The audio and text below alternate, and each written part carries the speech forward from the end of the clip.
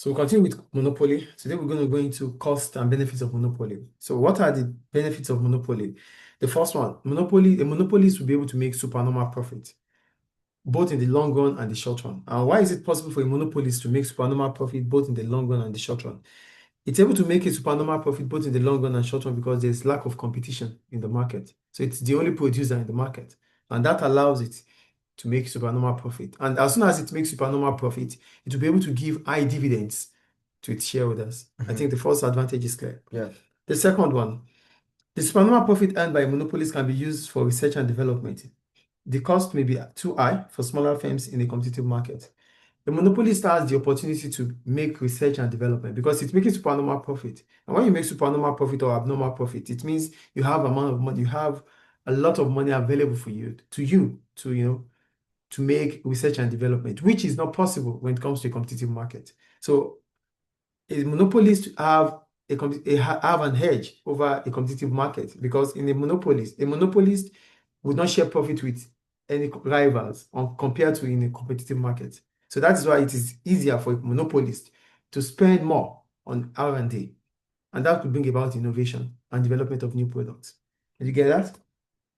The third one, monopolists can afford to invest in the latest technology and equipment to remain efficient and reduce the risk of having rivals take other place. So a monopolist might continue to dominate the market. Why? Because it has the financial capability to invest in the latest technology, invest in latest equipment, based on the fact that it makes supernormal profit.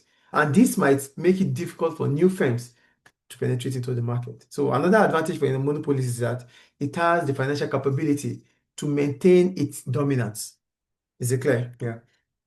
And the next one, the monopolist will have an incentive to spend on innovation, as the monopolist will be able to exploit new products to its own advantage. It will be able to achieve both productive and allocative efficiency. So it is possible for a monopolist to achieve both allocative and productive efficiency. And when we talk about productive efficiency, this could be based on the fact that it's operating on a larger scale, and that reduces its cost of production. So its cost of production might fall. Then it's also able to achieve allocative efficiency because it can produce new products. It can bring about new products in the market. So these are the advantages of a monopolist. Any question about that? No. And the last one, a monopolist may reduce waste by avoiding supplying copies or substitutes for its products if it's operating in a natural monopoly. This keeps costs down and increases efficiency. Because it's a monopolist, so whatever it's producing, it understands its customer, it understands the market. It doesn't need to produce duplicate products or substitutes. So which simply means that in that economy, all resources will be channeled in the production through the monopolist. So scarce resources will be used judiciously. And that's another advantage. And because that brings about efficiency. Any question about that? So, however, there may be inefficiency due to lack of competitive pressure. Instead of maximizing profit, managers may choose satisfactory profit by aiming towards maximizing revenue sales due to their own interests. So the problem we could have with the monopolies is that they are run by managers, not the owners, right? So because they are run by managers might change their own narrative about objective. So managers might want to might think about revenue maximization or sales maximization, because with revenue maximization and sales maximization, managers have the tendency to get more bonus on it. So that makes them not to think about efficiency. So they might be in efficiency because managers do not think about reducing cost. Rather, they think about how they will be able to make more. Do you get the point here? Yeah. And the last one, now another problem about a monopolist is that government will set a high tax. And if government sets a high tax on monopoly, it means their profit will reduce. And if their profit reduce, they might not be able, it's not that they're going to stop production, but it means they won't be, the supernormal profit they make will also reduce. So these are the advantages or the benefits and cost of a monopolist to a firm. Any question about that? No. Okay. So that takes us to cost and benefit of monopoly to consumers. Are you there? Yeah.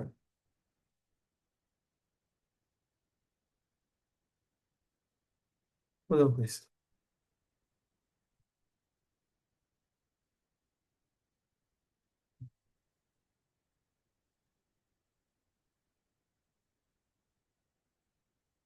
Okay. So we go to now cost and benefit of monopoly to consumers. The extent to which consumers will be better off or not. No, please,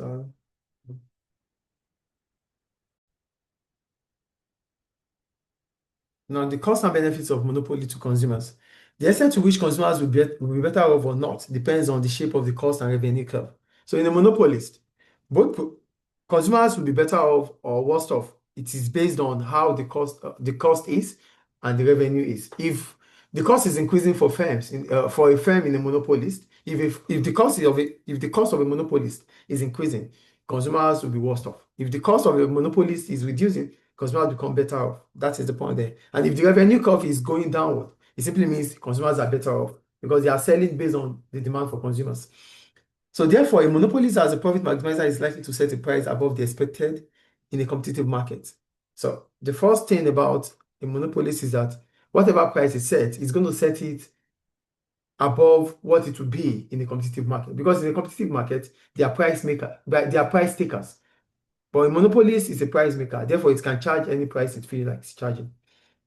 So this is done by reducing output and increasing prices, which will result to a loss of consumer surplus.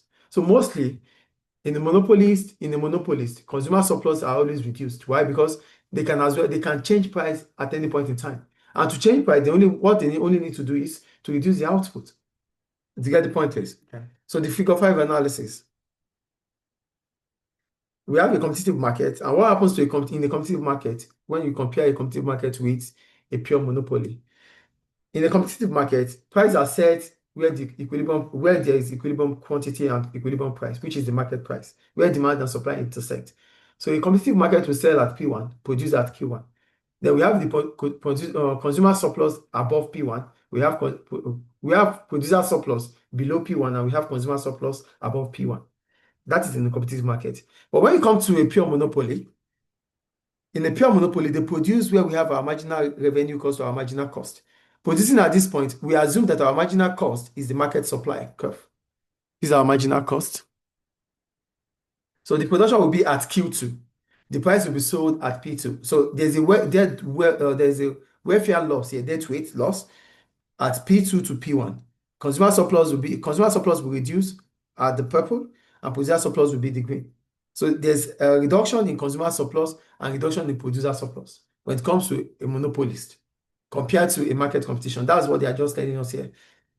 In the market competition, producer surplus is expected to increase, consumer surplus is expected to increase.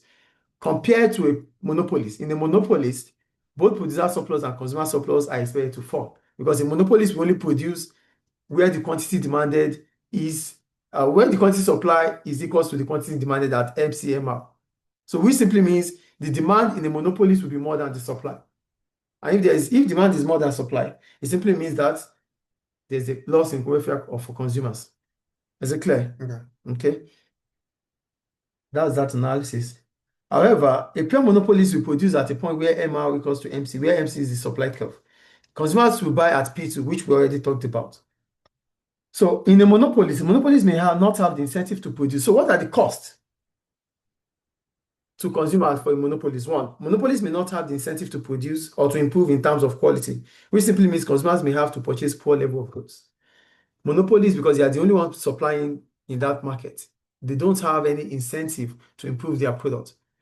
They only try to improve their product if they are competitors. If you have a competitor, if you are not doing well, your competitors will steal your customers.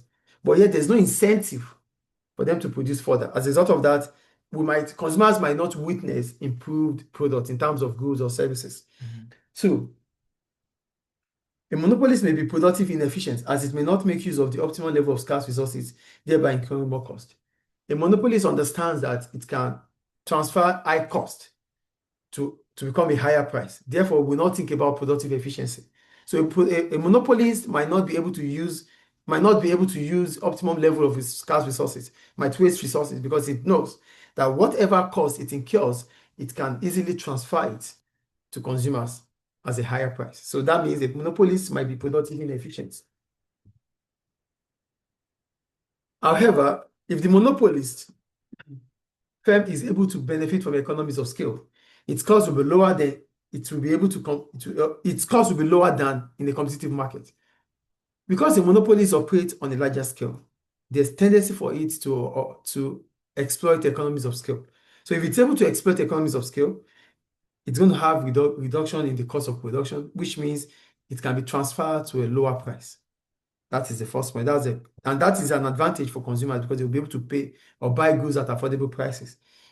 Also, a monopolist might use price discrimination. And when you talk about price discrimination, it simply means that's where the next topic we're going to talk about. It simply means we charge different prices to different consumers for the same product. So here I wrote, some consumers will be better off if a monopolist price discriminates, as these consumers may benefit from lower prices. Other consumers could be worse off as they will be charged much higher prices. A monopolist might choose what price it wants to charge different customers.